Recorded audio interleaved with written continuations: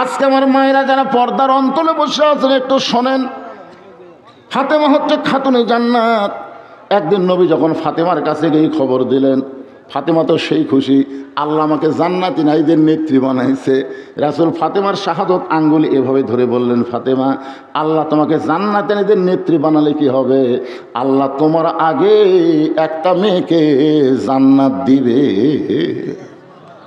আপনারা তাও দুই একজন সুবহানাল্লাহ কছেন, এই কথা কি আপনাদের বিশ্বাস হয় যে আল্লাহ তোমাকে জান্নাতি নারীদের নেত্রী বানালে কি হবে? আল্লাহ তোমার আগে একজন মেয়েকে জান্নাত দেবে। ফাতেমা বলে, বাবা, এতদিন ধরে আমি জানতাম আমি জান্নাতি নারীদের নেত্রী, আমি সবার আগে জান্নাতে যাব, কিন্তু আমার আগে কে জান্নাতে যাবে সেই মেয়েটার নাম কি?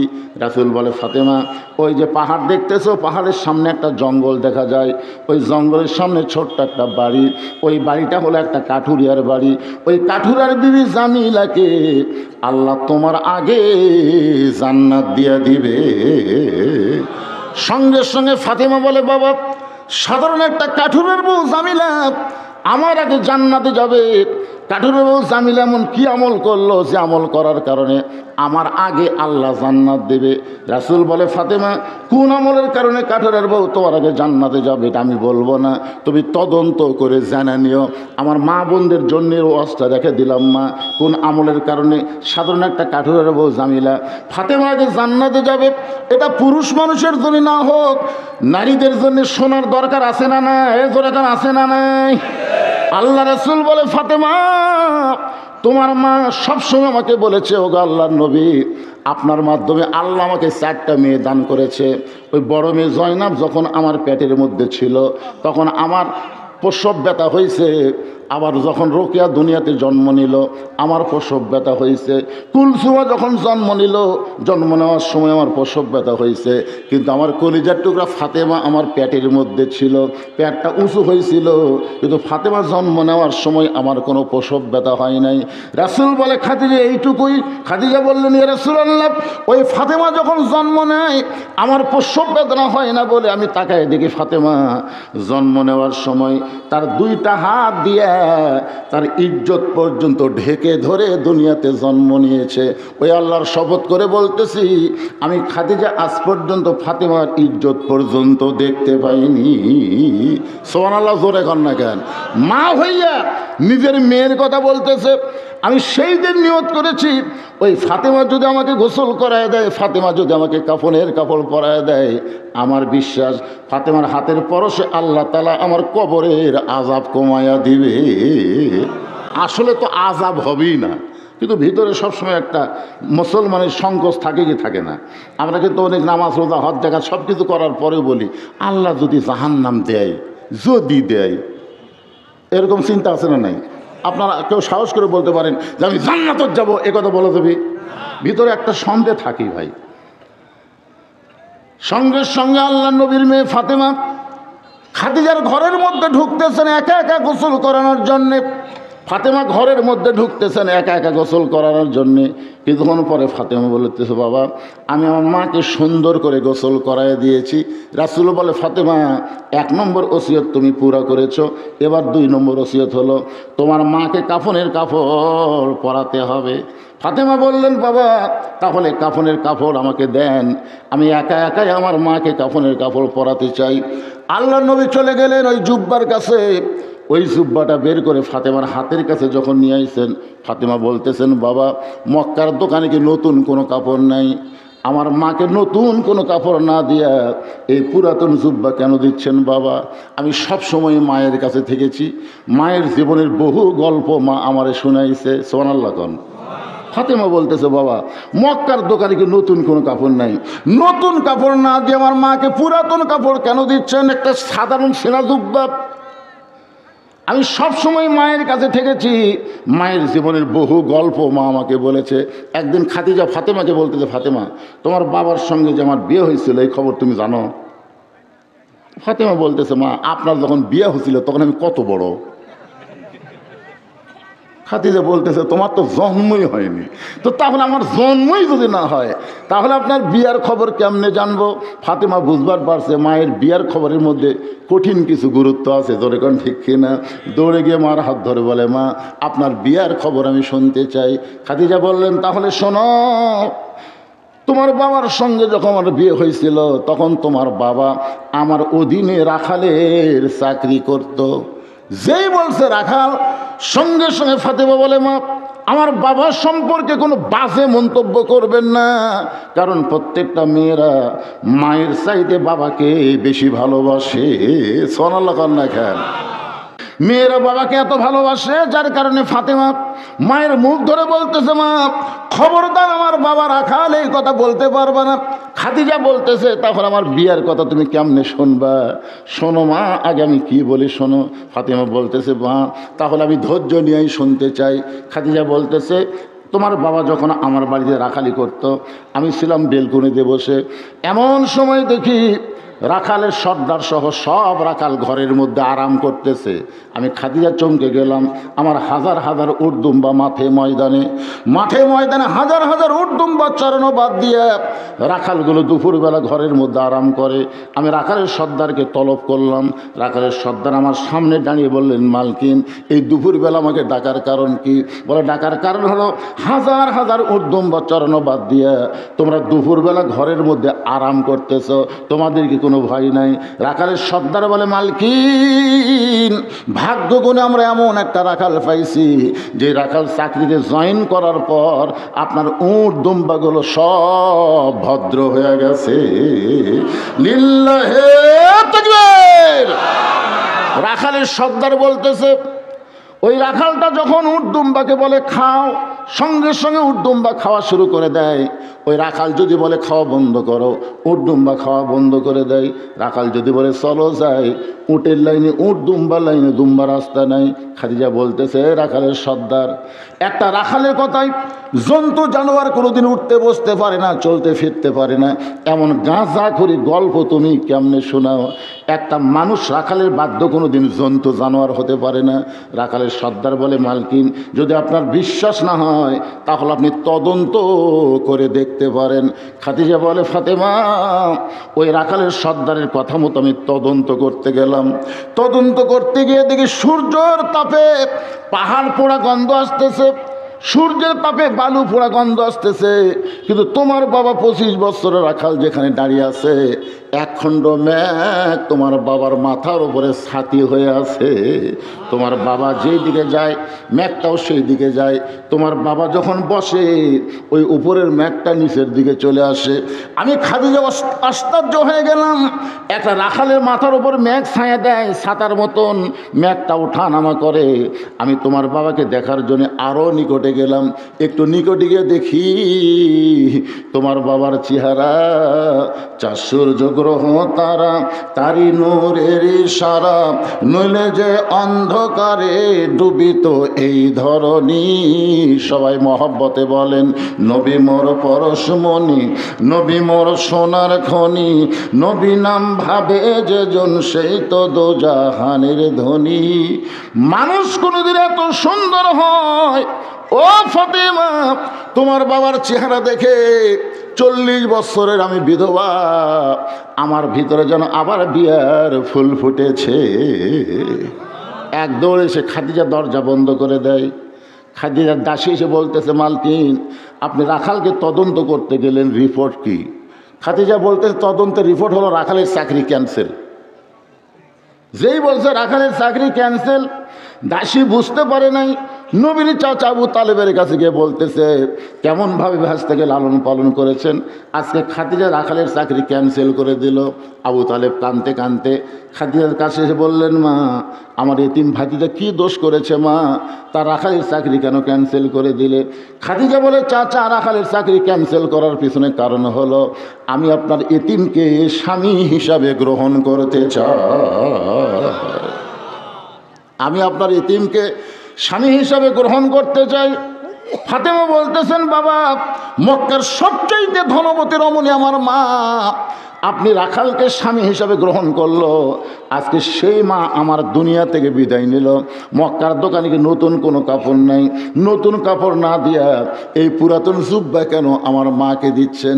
রাসূল বলে, ফাতেমা, এই জুব্বা আমি তোমার মাকে দিচ্ছি না মা, এই জুব্বা তোমার মা আমার কাছে চাইছে। ফাতেমা বললেন, বাবা, এই জুব্বার মধ্যে এমন কি আছে যেই কারণে আমার মা আপনার কাছে চাইছে? রাসূল বলেন, ফাতেমা, এই জুব্বা সাধারণ কোনো জুব্বা নয়, এই জুব্বার সঙ্গে আল্লাহর কোরআনের সম্পর্ক রয়েছে। ফেরেশতা খবর কি? বলে, আল্লাহ যে হারে সিগারেট টানতেছে, এই ধোঁয়ার দুর্গন্ধে আমরা ওখানে যাওয়ারই পারতেছি না। কি আপনি যখন কবর খুঁড়তেছেন আপনি মনে করেন এই কবর আমারও হবে? জোরে কোন ঠিক কিনা? ইমাম গাজ্জালী রহমতুল্লাহ আলাইহি বলেন, একাধারে কোনো ব্যক্তি যদি 40টা কবর খনন করে, শুধুমাত্র কবর খনন করার কারণে আল্লাহর ওলি বান্দা হয়ে যাবে। কিন্তু কবর খুঁড়তে খুঁড়তে কবর থেকে শিক্ষা নেওয়া লাগবে। ওই যে হারে বিড়ি টানতেছে আর কবর খুঁড়তেছে, মনে হয় ওই পুকুর খুঁড়তেছে, পুকুর। তাহলে আপনি ওসিয়ত করবেন, কোনো বেয়ানামাজি যেন আমার কবর না খোঁড়ে। দরকার হলে 5 জন কবর খুঁড়নেওয়ালাকে আমি 25,000 টাকা দিয়ে দেবো, যে ভাই আমি যদি মারা যাই তোমরা নামাজি আমার কবর খনন করো। ওরা যদি বলে, ভাই তুমি আগে মরবা না আমার আগে মরবো, তো কেউ জানি না, বলে যদি আমার আগে তোমরা মরো তাহলে মাফ করে দিলাম, এই টাকার কোনো দাবি নেই। এরকম 5 জন ব্যক্তিকে 25,000 টাকা যদি আপনি দেন, অসুবিধা আছে? দুনিয়ার বাড়ি বানাচ্ছেন 10 লাখ টাকা দিয়ে, 20 লাখ টাকা দিয়ে, 50 লাখ টাকা দিয়ে, যেই বাড়িতে আপনার থাকার গ্যারান্টি নাই, সেই বাড়ি যদি আপনি কোটি টাকা দিয়ে নির্মাণ করেন, যেই কবর আপনাকে 50,000 বছর থাকা লাগবে, সে কবরও তো আপনার একটা বাড়ি। সেই বাড়ির জন্য একটা ভালো মিস্ত্রির দরকার আছে না নাই? জোরে করা আছে না নাই? যেমন তেমন মিস্ত্রি এসে আপনার 3 তলা বাড়ির যদি ভিত দেয়, আপনি মানবেন? এই তুই 3 শেড বাড়ি করে পারিস না, তুই এবার বিল্ডিং বাড়ি ভিত করতেছিস। তাহলে দুনিয়ার একটা বাড়ি করতে গিয়ে আপনি যদি ভালো মিস্ত্রি খোঁজেন, তাহলে আপনার কবর খনন করতে গিয়ে ভালো মিস্ত্রির দরকার আছে না নাই? আপনি ওসিয়ত করবেন, গোটা পৃথিবীর মুসলমানের মধ্যে সবচাইতে ভালো মুসলমান হলো মসজিদের মুয়াজ্জিন। জোরে কান সুবহানাল্লাহ। কোনো ইমাম ভালো না, কোনো মৌলানা ভালো না, গোটা পৃথিবীর মুসলমানের মধ্যে সবচাইতে ভালো মানুষের নাম হলো মুয়াজ্জিন। জোরে কান সুবহানাল্লাহ। আল্লাহ রাসূল বেলালকে কাছে ডেকে বললেন, বেলাল তুমি আমার কাছে দাঁড়াও তো। তো বেলাল যখন নবীর কাছে দাঁড়াচ্ছে, রাসূল বলে, বেলাল তুমি তো আমার চাইতে খাটো। বেলাল বলে, হুজুর আপনি ইমাম, আমি মুয়াজ্জিন, একটু খাটো হওয়া স্বাভাবিক। আল্লাহ রাসূল বলে, বেলাল দুনিয়াতে তুমি আমার চাইতে খাটো হলে কি হবে? হাসরের ময়দানে আল্লাহ তোমার মাথা উপরে রাখবে। ও বেলাল, শুধু মাথা উপরে থাকবে না, আল্লাহ কুদরতি হাত দিয়ে তোমার মাথায় একটা নূরের টুপি পরাই দিবে। পৃথিবীর যত মসজিদের মুয়াজ্জিন, আল্লাহ সমস্ত মুয়াজ্জিনকে হাসরের ময়দানে এমন সম্মানে সম্মানিত করবে। তাহলে আপনি সেই মুয়াজ্জিনকে 10,000 টাকা দেন হাদিয়া, যে ভাই মরে গেলে আপনি আমার গোসল করে দিবেন। মুয়াজ্জিন যদি বলে, ভাই আমারই বাঁচার গ্যারান্টি নাই, তখন আপনি বলবেন, যদি আমার আগে মরেন তাহলে মাফ করে দিলাম, আপনার এই টাকার উপর আমার কোনো দাবি নেই। ভালো মুয়াজ্জিন দিয়ে গোসল করাবেন, ভালো হুজুর দিয়ে আপনার জানাজার ব্যবস্থা করবেন। জীবিত থাকা অবস্থায় এরকম ওসিয়ত করার দরকার আছে না নাই? রাসূল বললেন, ফাতেমা তোমার মা শুধু তোমার ব্যাপারে ওসিয়ত করেছে, অন্য কোনো বোনকে তুমি সঙ্গে রাখতে পারবা না। ফাতেমা বললেন, বাবা আমার মা আমার মধ্যে এমন কি দেখলো, আমার মা আমার মধ্যে এমন কি দেখলো যেটা দেখার পরে 3টা বোনকে বাদ দিয়ে শুধু আমাকেই গোসল করানোর কথা বলল, আমাকেই কাফনের পরানোর কথা বলল। রাসূল বললেন, ফাতেমা একদিন তোমার মা গভীর রাত্রে আমার এই ডান হাতখানা বারবার চুমা খায়, হাত ধরে আর বারবার চুমা খায়। আমি বললাম, খাদিজা আপনার কি ব্যারাম হলো? আমার ডান হাতখানা মুখের মধ্যে নিয়ে বারবার চুমা খান। খাদিজা বলতেছে, রাসূলুল্লাহ বর্তমানে আমার বয়স চলতে 64 বছর। তখন খাদিজার বয়স হলো 64 বছর। কত বছর? হুজুর যে কোনো সময় আমি মরে যাব, যে কোনো সময়। রাসূল বললেন, খাদিজা আমার বয়স 49 বছর। তখন নবীর বয়স কয় বছর? 49 বছর। আপনি আগে মরবেন না আমি আগে মরবো, এটা কি জানান? খাদিজা বলতেছে, না হুজুর বয়স যখন একটু বেশি হয় তখন সেই বুড়া মানুষের একটু মরার কথাই বেশি মনে হয়। আপনার বলেন তো, মরার কথা লাতির বেশি মনে হয় না দাদার বেশি মনে হয়? এই সত্যি কথাটা বলতে অসুবিধা কি? মরার কথা কার বেশি মনে হয়, লাতির না দাদার? কিন্তু কে আগে মরবে এটা কেউ জানে? তারপরে দেখবেন যখন চামড়া ঢিল হবে তখন মানুষের ভিতরে একটু মরার কথা বেশি বেশি মনে হয়। খাদিজা বলে, রাসূলুল্লাহ, যে কোনো সময় আমার মৃত্যু হবে, আমার জন্য কোনো সুখবর কি আপনার কাছে আছে? রাসূল বললেন, খাদিজা, এই দুনিয়াতে 10 জন পুরুষকে আল্লাহ জান্নাতের সার্টিফিকেট দিয়েছে, 10 জন নারীকেও আল্লাহ জান্নাতের সার্টিফিকেট দিয়েছে। পুরুষের মধ্যে 1 নম্বর হলো আবু বকর, আর নারীদের মধ্যে 1 নম্বর হলো খাদিজাতুল কুবরা। সুবহানাল্লাহ, জোরে খান। খাদিজা বলতে, এই খবর আপনি আমাকে আগে দিবেন না যে পুরুষের মধ্যে 1 নম্বর জান্নাতে আবু বকর, আর 2 নম্বর নারীদের মধ্যে 1 নম্বর জান্নাতে খাদিজা, এই কথাটা আমাকে আগে কবেন না। আমি শুধু মনে করতাম পুরুষরাই শুধু জান্নাতের সার্টিফিকেট পাচ্ছে, নারীদের কোনো সার্টিফিকেট নাই। রাসূল বলেন, খাদিজা, আল্লাহ 10 জন পুরুষকে জান্নাতের সার্টিফিকেট দিছে, আবার 10 জন নারীকেও দিয়ে দিচ্ছে। খাদিজা বলতে যে, হুজুর, তাহলে আমি যদি 1 নম্বর হই, 2 নম্বর কে?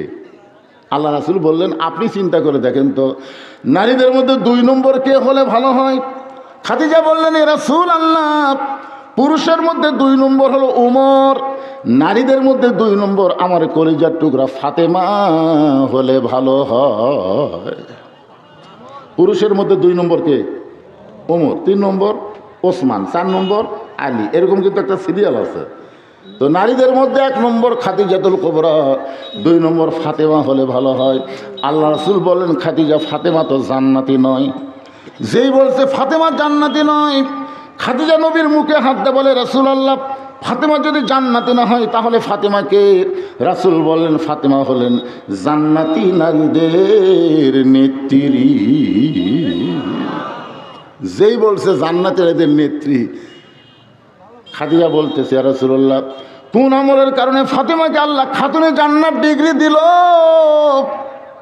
আজকে আমার মায়েরা যারা পর্দার অন্তলে বসে আছেন একটু শোনেন, ফাতেমা হচ্ছে খাতুনে জান্নাত। একদিন নবী যখন ফাতেমার কাছে গিয়ে খবর দিলেন, ফাতেমা তো সেই খুশি, আল্লাহ আমাকে জান্নাতি নারীদের নেত্রী বানাইছে। রাসূল ফাতেমার শাহাদত আঙ্গুলি এভাবে ধরে বললেন, ফাতেমা, আল্লাহ তোমাকে জান্নাতি নারীদের নেত্রী বানালে কি হবে? আল্লাহ তোমার আগে একটা মেয়েকে জান্নাত দিবে। আপনারা তাও 2-1 জন সুবহানাল্লাহ কছেন, এই কথা কি আপনাদের বিশ্বাস হয় যে আল্লাহ তোমাকে জান্নাতি নারীদের নেত্রী বানালে কি হবে? আল্লাহ তোমার আগে একজন মেয়েকে জান্নাত দেবে। ফাতেমা বলে, বাবা, এতদিন ধরে আমি জানতাম আমি জান্নাতি নারীদের নেত্রী, আমি সবার আগে জান্নাতে যাব, কিন্তু আমার আগে কে জান্নাতে যাবে সেই মেয়েটার নাম কি? রাসূল বলে, ফাতেমা, ওই যে পাহাড় দেখতেছো, পাহাড়ের সামনে একটা জঙ্গল দেখা যায়, ওই জঙ্গলের সামনে ছোট্ট একটা বাড়ি, ওই বাড়িটা হলো একটা কাঠুরিয়ার বাড়ি। ওই কাঠুরিয়ার বিবি জামিলাকে আল্লাহ তোমার আগে জান্নাত দিয়া দিবে। সঙ্গে সঙ্গে ফাতেমা বলে, বাবা, সাধারণ একটা কাঠুরের বউ জামিলা আমার আগে জান্নাতে যাবে? কাঠুরের বউ জামিলা এমন কি আমল করলো যে আমল করার কারণে আমার আগে আল্লাহ জান্নাত দেবে? রাসূল বলে, ফাতেমা, কোন আমলের কারণে কাঠুরের বউ তোমার আগে জান্নাতে যাবে এটা আমি বলবো না, তুমি তদন্ত করে জানা নিও। আমার মা বোনদের জন্য ওয়াজটা রেখে দিলাম, মা, কোন আমলের কারণে সাধারণ একটা কাঠুরের বউ জামিলা ফাতেমা আগে জান্নাতে যাবে? এটা পুরুষ মানুষের জন্য না হোক, নারীদের জন্য শোনার দরকার আছে না নাই? দরকার আছে না নাই? আল্লাহ রাসূল বলে, ফাতেমা, তোমার মা সবসময় আমাকে বলেছে, ওগো আল্লাহর নবী, আপনার মাধ্যমে আল্লাহ আমাকে 4টা মেয়ে দান করেছে। ওই বড় মেয়ে জয়নাব যখন আমার পেটের মধ্যে ছিল তখন আমার প্রসব ব্যথা হয়েছে, আবার যখন রোকেয়া দুনিয়াতে জন্ম নিল আমার প্রসব ব্যথা হয়েছে, কুলসুমা যখন জন্ম নিল, জন্ম নেওয়ার সময় আমার প্রসব ব্যথা হয়েছে, কিন্তু আমার কলিজার টুকরা ফাতেমা আমার পেটের মধ্যে ছিল, পেটটা উঁচু হয়েছিল, কিন্তু ফাতেমা জন্ম নেওয়ার সময় আমার কোনো প্রসব ব্যথা হয় নাই। রাসূল বলে, খাদিজা এইটুকুই? খাদিজা বললেন, ইয়া রাসূলুল্লাহ, ওই ফাতেমা যখন জন্ম নেয় আমার প্রসব বেদনা হয় না বলে আমি তাকায় দেখি ফাতেমা জন্ম নেওয়ার সময় তার 2টা হাত দিয়ে তার ইজ্জত পর্যন্ত ঢেকে ধরে দুনিয়াতে জন্ম নিয়েছে। ওই আল্লাহর শপথ করে বলতেছি, আমি খাদিজা আজ পর্যন্ত ফাতেমার ইজ্জত পর্যন্ত দেখতে পাইনি। সুবহানাল্লাহ, জোরে কর না কেন? মা হইয়া নিজের মেয়ের কথা বলতেছে, আমি সেই দিন নিয়ত করেছি ওই ফাতেমা যদি আমাকে গোসল করায় দেয়, ফাতেমা যদি আমাকে কাফনের কাপড় পরায় দেয়, আমার বিশ্বাস ফাতেমার হাতের পরশে আল্লাহ তাআলা আমার কবরের আযাব কমায়া দিবে। আসলে তো আযাব হবেই না, কিন্তু ভিতরে সবসময় একটা মুসলমানের সংকোচ থাকে কি থাকে না? আমরা কিন্তু অনেক নামাজ রোজা হজ জাকাত সব কিছু করার পরেও বলি আল্লাহ যদি জাহান্নাম দেয়, যদি দেয়, এরকম চিন্তা আছে না নাই? আপনারা কেউ সাহস করে বলতে পারেন যে আমি জান্নাতে যাব, এ কথা বলে দেবে? ভিতরে একটা সন্দেহ থাকি ভাই। সঙ্গে সঙ্গে আল্লাহ নবীর মেয়ে ফাতেমা খাদিজার ঘরের মধ্যে ঢুকতেছেন একা একা গোসল করানোর জন্যে। ফাতেমা ঘরের মধ্যে ঢুকতেছেন একা একা গোসল করানোর জন্যে। কিছুক্ষণ পরে ফাতেমা বলতেছে, বাবা আমি আমার মাকে সুন্দর করে গোসল করায় দিয়েছি। রাসূল বলে, ফাতেমা 1 নম্বর ওসিয়ত তুমি পুরা করেছো, এবার 2 নম্বর ওসিয়ত হলো তোমার মাকে কাফনের কাপড় পরাতে হবে। ফাতেমা বললেন, বাবা তাহলে কাফনের কাপড় আমাকে দেন, আমি একা একাই আমার মাকে কাফনের কাপড় পরাতে চাই। আল্লাহ নবী চলে গেলেন ওই জুব্বার কাছে। ওই জুব্বাটা বের করে ফাতেমার হাতের কাছে যখন নিয়ে আইছেন, ফাতেমা বলতেছেন, বাবা মক্কার দোকানে কি নতুন কোনো কাপড় নাই? আমার মাকে নতুন কোনো কাপড় না দিয়া এই পুরাতন জুব্বা কেন দিচ্ছেন বাবা? আমি সব সময় মায়ের কাছে থেকেছি, মায়ের জীবনের বহু গল্প মা আমারে শোনাইছে। সুবহানাল্লাহ কোন। ফাতেমা বলতেছে, বাবা মক্কার দোকানে কি নতুন কোনো কাপড় নাই? নতুন কাপড় না দিয়ে আমার মাকে পুরাতন কাপড় কেন দিচ্ছেন? একটা সাধারণ সেনা জুব্বা। আমি সব সময় মায়ের কাছে থেকেছি, মায়ের জীবনের বহু গল্প মা আমাকে বলেছে। একদিন খাদিজা ফাতেমাকে বলতেছে, ফাতেমা তোমার বাবার সঙ্গে যে আমার বিয়ে হয়েছিল এই খবর তুমি জানো? ফাতেমা বলতেছে, মা আপনার যখন বিয়ে হয়েছিল তখন আমি কত বড়? খাদিজা বলতেছে, তোমার তো জন্মই হয়নি, তো তাহলে আমার জন্মই যদি না হয় তাহলে আপনার বিয়ার খবর কেমনে জানবো? ফাতেমা বুঝবার পারছে মায়ের বিয়ার খবরের মধ্যে কঠিন কিছু গুরুত্ব আছে, ধরে কোন ঠিক কিনা। দৌড়ে গিয়ে মার হাত ধরে বলে, মা আপনার বিয়ার খবর আমি শুনতে চাই। খাদিজা বললেন, তাহলে শোনো, তোমার বাবার সঙ্গে যখন আমার বিয়ে হয়েছিল তখন তোমার বাবা আমার অধীনে রাখালের চাকরি করত। যেই বলছে রাখাল, সঙ্গে সঙ্গে ফাতেমা বলে, মা আমার বাবার সম্পর্কে কোনো বাজে মন্তব্য করবেন না, কারণ প্রত্যেকটা মেয়েরা মায়ের চাইতে বাবাকে বেশি ভালোবাসে। সোনাল্লা কন্যা খান। মেয়েরা বাপের মায়ের চাইতে বাপকে বেশি ভালোবাসে। আর এই বাপ সব জন্য বেটাক দেয়, মেয়েও ফাঁকি দেয়। এরকম কিছু বাপ আছে না, কুলেঙ্গার বাপেরা। আমার এলাকার এক হজ করবো যাচ্ছে, যাওয়ার সময় ছেলেকে দিয়েছে 18 বিঘা, মেয়েকে দিয়েছে 1 বিঘা, বউক দিয়েছে 20 বিঘার মধ্যে বউক 1 বিঘা, মেয়েকে 1 বিঘা দিয়েছে। আমার দোয়া করবার নিয়ে গেছে, হুজুর দোয়া করবেন আল্লাহ যেন আমার হজ কবুল করে। যেই আমি দোয়ার জন্য হাত তুলবার চেয়েছি, সাইড থেকে একজন বলতে, হুজুর গত বৃহস্পতিবার রেস্ট অফিসে গেছিলো, শোনেন তো খবর কি? দোয়া করার আগে একটা খবরটা শোনেন। আমি হাজি সাহেবকে বললাম, কি খবর ভাই? বলে, হুজুর কোনো ঝামেলা রাখিনি হুজুর, যদি ফেরত না আসি, হজ করবার যাই যদি ফেরত না আসি, এহরামের কাপড় নিয়ে যাচ্ছি, কাপড়ের কাপড়। তো কী খবর? বলে, খবর হলো কাউকে ঠকানি হুজুর, ছেলেকে 18 বিঘা দিছি, মেয়েকে 1 বিঘা দিছি, আর বউকে 1 বিঘা দিছি। আপনারা বলেন তো, ফারাইজ সূত্রে ছেলে যা পাবে মেয়ে তার কি পাবে? অর্ধেক পাবে। তাহলে ছেলের যদি 18 বিঘা দেয়, মেয়েকে 9 বিঘা দেওয়া লাগবে, কিন্তু দিছে কয় বিঘা? তারপরও মেয়ে কাঁদতেছে আর বলতেছে, আল্লাহ আমার বাবাকে তুমি ফিরে এনো, আমার বাবার হজ তুমি কবুল করো। মেয়েরা বাবাকে এত ভালোবাসে, যার কারণে ফাতেমা মায়ের মুখ ধরে বলতেছে, মা খবরদার আমার বাবা রাখাল এই কথা বলতে পারবে না। খাদিজা বলতেছে, তাহলে আমার বিয়ার কথা তুমি কেমনে শুনবা? শোনো মা, আগে আমি কি বলি শোনো। ফাতেমা বলতেছে, মা তাহলে আমি ধৈর্য নিয়েই শুনতে চাই। খাদিজা বলতেছে, তোমার বাবা যখন আমার বাড়িতে রাখালি করত, আমি ছিলাম বেলকুনিতে বসে, এমন সময় দেখি রাখালের সর্দার সহ সব রাখাল ঘরের মধ্যে আরাম করতেছে। আমি খাদিজা চমকে গেলাম। আমার হাজার হাজার উটদুম্বা মাঠে ময়দানে হাজার হাজার উটদুম্বা চড়ানো বাদ দিয়ে রাখালগুলো দুপুরবেলা ঘরের মধ্যে আরাম করে। আমি রাখালের সর্দারকে তলব করলাম। রাখালের সর্দার আমার সামনে দাঁড়িয়ে বললেন, মালকিন এই দুপুরবেলা আমাকে ডাকার কারণ কি? বলে, ডাকার কারণ হলো হাজার হাজার উটদুম্বা চড়ানো বাদ দিয়ে তোমরা দুপুরবেলা ঘরের মধ্যে আরাম করতেছ, তোমাদের কি কোনো ভয় নাই? রাখালের সর্দার বলে, মালকিন ভাগ্য গুণে আমরা এমন একটা রাখাল পাইছি যে রাখাল চাকরিতে জয়েন করার পর আপনার উট দুম্বাগুলো সব ভদ্র হয়ে গেছে। লিল্লাহে তাকবীর। রাখালের সর্দার বলতেছে, ওই রাখালটা যখন উট দুম্বাকে বলে খাও, সঙ্গে সঙ্গে উট দুম্বা খাওয়া শুরু করে দেয়। ওই রাখাল যদি বলে খাওয়া বন্ধ করো, উট দুম্বা খাওয়া বন্ধ করে দেয়। রাখাল যদি বলে চলো যাই, উটের লাইনে উট, দুম্বার লাইনে দুম্বা, রাস্তা নাই। খাদিজা বলতেছে, রাখালের সর্দার, একটা রাখালের কথায় জন্তু জানোয়ার কোনোদিন উঠতে বসতে পারে না, চলতে ফিরতে পারে না, এমন গাঁজা করে গল্প তুমি কেমনে শোনাও? একটা মানুষ রাখালের বাধ্য কোনোদিন জন্তু জানোয়ার হতে পারে না। রাখালের সর্দার বলে, মালকিন, যদি আপনার বিশ্বাস না হয় তাহলে আপনি তদন্ত করে দেখতে পারেন। খাদিজা বলে, ফাতেমা, ওই রাখালের সর্দারের কথা মতো আমি তদন্ত করতে গেলাম।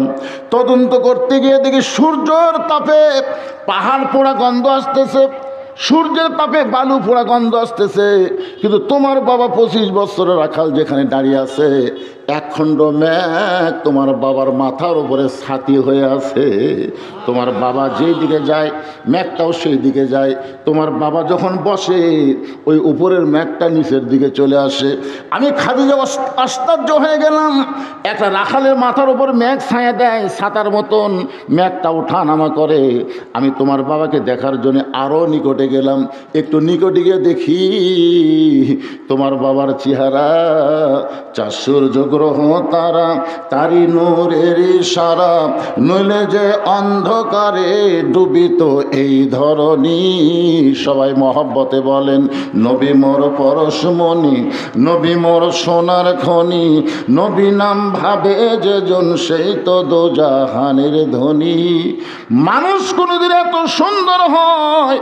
ও ফাতেমা, তোমার বাবার চেহারা দেখে 40 বছরের আমি বিধবা, আমার ভিতরে যেন আবার বিয়ার ফুল ফুটেছে। এক দৌড়ে সে খাদিজা দরজা বন্ধ করে দেয়। খাদিজার দাসী এসে বলতেছে, মালকিন, আপনি রাখালকে তদন্ত করতে গেলেন, রিপোর্ট কি? খাদিজা বলতেছে, তদন্তের রিপোর্ট হলো রাখালের চাকরি ক্যান্সেল। যেই বলছে রাখালের চাকরি ক্যান্সেল, দাসী বুঝতে পারে নাই। নবীর চাচা আবু তালেবের কাছে গিয়ে বলতেছে, কেমনভাবে ভাস্তাকে লালন পালন করেছেন, আজকে খাদিজা রাখালের চাকরি ক্যান্সেল করে দিল। আবু তালেব কাঁদতে কাঁদতে খাদিজার কাছে এসে বললেন, মা, আমার এতিম ভাতিজা কি দোষ করেছে মা, তার রাখালের চাকরি কেন ক্যান্সেল করে দিলে? খাদিজা বলে, চাচা, রাখালের চাকরি ক্যান্সেল করার পিছনে কারণ হলো আমি আপনার এতিমকে স্বামী হিসাবে গ্রহণ করতে চাই।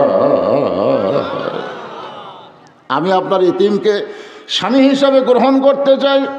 ফাতেমা বলতেছেন, বাবা, মক্কার সবচাইতে ধনবতী রমণী আমার মা, আপনি রাখালকে স্বামী হিসাবে গ্রহণ করলো, আজকে সেই মা আমার দুনিয়া থেকে বিদায় নিল।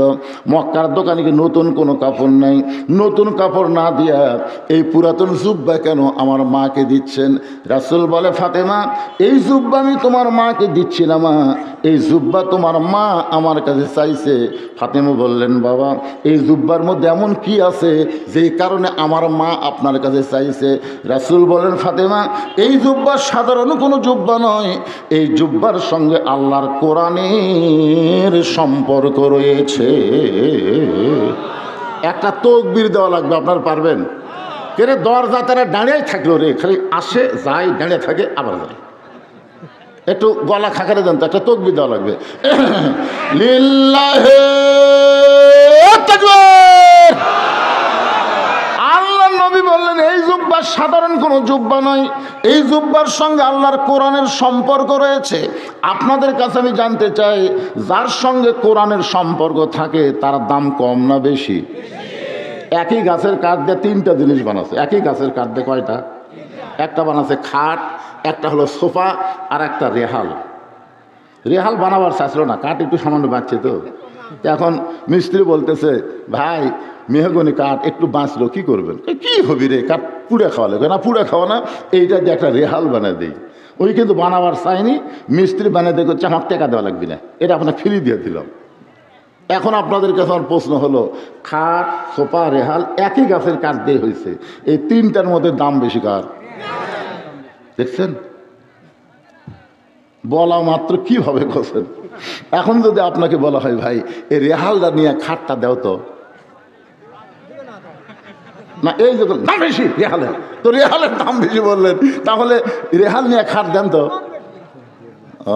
তখন কবি না রে, আজকে ক্লিয়ার কথা বলেন, সোফা খাটের দাম বেশি আর রেহালের সম্মান বেশি। আপনারা বলেন তো কোনটার গুরুত্ব বেশি, সম্মানের না দামের? আপনাদের এমপির দাম বেশি, ইমামের সম্মান বেশি। জুমার দিনে এমপি যদি আপনাদের গ্রামে যায়, আপনাদের গ্রামে জুমার দিনে এমপির ভোট চাওয়ার গেছে, ভোট চাইতে চাইতে জুমার নামাজের টাইম হয়েছে, এখন এমপির সাঙ্গপাঙ্গ সহ মসজিদের মধ্যে ঢুকছে, ঢুকে কোনো চান্সে কি বলতে পারবে এমপি সাহেব আপনি সামনে যান? এ কথা বলতে পারবে? প্রত্যেকটা লোক বলবে এমপি সাহেব আপনি কাতার সোজা করেন, কাতার সোজা করেন। তখন কোরআনের হাফেজ চিন্তা করবে, কে রে আজকে এমপি আসলো, তারপরে আমি সামনে গেছে, মনে মনে চিন্তা করতেছে আজকে এমপি আমি রুকুর মধ্যে বেশিক্ষণ থমো। কারণ যারা দুনিয়াবী নেতা এরা মারা খায় খায়, বুঝলেন, এদের উড়া তার পেট বেশি মোটা হয়, উড়া তো মোটা পেটও মোটা। আপনার বলেন তো যার উড়া তার পেট মোটা হয় তার কোন জায়গায় বেশি কষ্ট নামাজ পড়বার গেলে? রুকুর মধ্যে কষ্ট বেশি হয়। যারকে উড়া তার পেট দুটাই মোটা তারা কিন্তু রুকু ইঙ্গা হয়ে থাকে, দেখতেন। এখন ইমাম সাহেব চিন্তা করতেছে আজকে রুকুর মধ্যে আমি সাইজ করবো, এই মনে করে আল্লাহ আকবারকে রুকুত গেছে যায় সরব্বেল আজিম, প্রত্যেক দিনে কেউ সরব্বেল আজিম সরব্বেল আজিম সরব্বেল আজিম, কিন্তু আজকে টানে টেনে পড়ছে সোহান রব্বেল আজিম সোহান রব্বেল আজিম। এমপি খালি পিঠ কসলাচ্ছে, ইমামকে যতই মাথা কসলায় আমি যতক্ষণ না তুলবো মাথা তুলবার পারবি না। তোর এখন কথা ঠিক কিনা? তাহলে বোঝা গেল সংসদের মধ্যে এমপির দাম আছে, কিন্তু আল্লাহর ঘর মসজিদের মধ্যে ইমামের সম্মান বেশি। এখানে খাটের দাম বেশি, সোফার দাম বেশি আর রেহালের সম্মান বেশি। তাহলে আল্লাহর সঙ্গে যার সম্পর্ক হয় তার সম্মান কম না বেশি? আজকে যে ছেলেরা এ কোরআনের মাহফিল করতেছে, এই ছেলেরা আমাকে বলছে হুজুর এই কোরআনের সঙ্গে যারা সম্পর্ক করতে চায় আপনি একটু তাদেরকে হাত তুলে দেখবেন তো কারা কারা আমার সঙ্গে যার সামনে যারা বসে আছেন এই কোরআনের সঙ্গে কারা কারা সম্পর্ক করবেন, দুই হাত তুলে একটা আল্লাহ দেখান তো ভাইজান। এই যারা করবেন না তারা দান তোলেন না, লিল্লাহে তাকবীর, হাত নামান। আল কোরআনের আলো সংসদে ঝালো, কোরআন হাদিস যেখানে দুনিয়ার মুসলমান, লিল্লাহে তাকবীর, আলহামদুলিল্লাহ। এখন আপনাদের কাছে ছেলেরা একটু ব্যাগ নিয়ে যাবে, এই মাহফিল যারা করতেছে এরা কোথায়? সবাই হাত তুলছে 10 টাকা 20 টাকা 50 টাকা 100 টাকা। এই আদায়ের পরে আমি আরো 1 ঘন্টা ওয়াজ করবো, অসুবিধা আছে? এখন কোনো সমস্যা আছে না? একটু সবাই কোরআনের সঙ্গে সম্পর্ক রাখার জন্যে যার যা সাধ্য হয় করে বসে আছে না নাই? তো এই মায়েদের মধ্যেও আপনারা একটু যাবেন, বিশ্বস্ত লোক মেয়েদের মধ্যে আদায় করবেন। অন্য কেউ আদায় করে এক সাইড মারবেন না, কারণ হিরোইন খোর, গাঁজা খোর, আফিম খোর আছে না নাই? ইয়াবা বাবা খোর, টাকা তুলে আরেক দিক চলে যাবে। এই জন্যে বিশ্বস্ত লোক ওটা বসা করবেন না, সব চাপা চাপা সামনে আসেন। এই যারা দাঁড়াইছেন এই সুযোগ আপনারা বসেন আর জিকির করেন, লা ইলাহা ইল্লাল্লাহ, জোরে লা ইলাহা ইল্লাল্লাহ, লা ইলাহা ইল্লাল্লাহ, লা ইলাহা ইল্লাল্লাহ মুহাম্মাদুর রাসূলুল্লাহ সাল্লাল্লাহু আলাইহি সাল্লাম। আল্লাহ নবী বলেন, ফাতেমা এই জুব্বা আমি তোমার মাকে দিচ্ছি না, বরং তোমার মা আমার কাছে এই জুব্বাটা চাইছে, কারণ এই জুব্বা দুনিয়ার সাধারণ কোনো জুব্বা নয়। এই জুব্বা পরা অবস্থায় ফেরেশতা জিবরাইল আমার উপরে কোরআনের 5টা আয়াত নাজিল করছে। মনে আছে না ভুলে গেছেন? আরে এই টাকা দিবার যে হয়েছে করে সব সাইল রে, এই হইচই করবেন কেন? এটা কোনো হাটের বাজার, মাছের বাজার না জান্নাতের বাগান? তো জান্নাতের বাগানে অসংখ্য ফেরেশতা আইছে আপনাদের অডিও ভিডিও করার জন্য, আল্লাহর প্রতিনিধি হয়ে। এই জন্য চুপ থাকেন।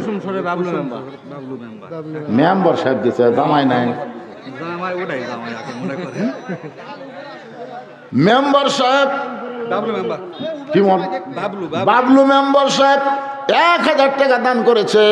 আল্লাহ তার দানকে কবুল করেন। আল্লাহ নেক নিয়ত নেক আশা পড়ার আল্লাহুম্মা আমিন। জোরে বলে আল্লাহুম্মা আমিন। আমি জীবনে কোনো গ্রামে ওয়াজ করবার যায় জামাইয়ের কাছে টাকা চাইছি আর জামাই দেয়নি, এইরকম একটা মাহফিল আমার জীবনে নেই। আজকে এত বড় একটা মাহফিল, এর মধ্যে একটা জামাই আসেনি, কেন একটাও আসেনি।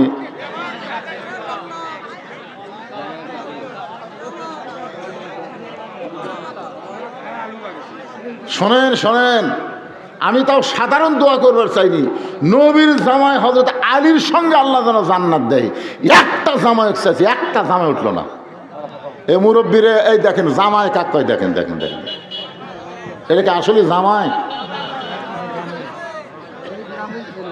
জামাই লয়, জামাই এটা জামাই জামাই জামাই জুয়েল, এই কি জামাই? জামাই মাশাআল্লাহ, হায় রে জুয়েল এই গ্রামের জামাই। তাই তো চিন্তা করি, চাইছি পাইনি, এরকম একটা মাহফিল হয়নি। আজকে যদি না পাতাম কি লজ্জায় লাগতো ভাই। এই গ্রামের জামাই 500 টাকা কোরআনের জন্য করছে দান। শুধু দুনিয়াতে জামাই না খেলে আদালতে আল্লাহ যেন নবীর ডবল জামাই ওসমান গনির সঙ্গে জান্নাত দেয়। ধরে গান আমিন। এখানে সভাপতি সহসভাপতি আপনারা কিছু দিছেন না দিবেন?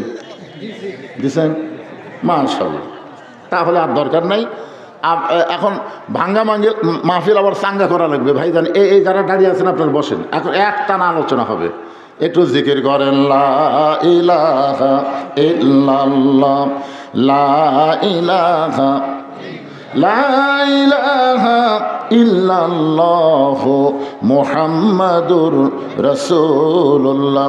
যতবার নবীর নাম উচ্চারণ করব, কেউ করলে আমি শুনবো, সঙ্গে সঙ্গে বলবো সাল্লাল্লাহু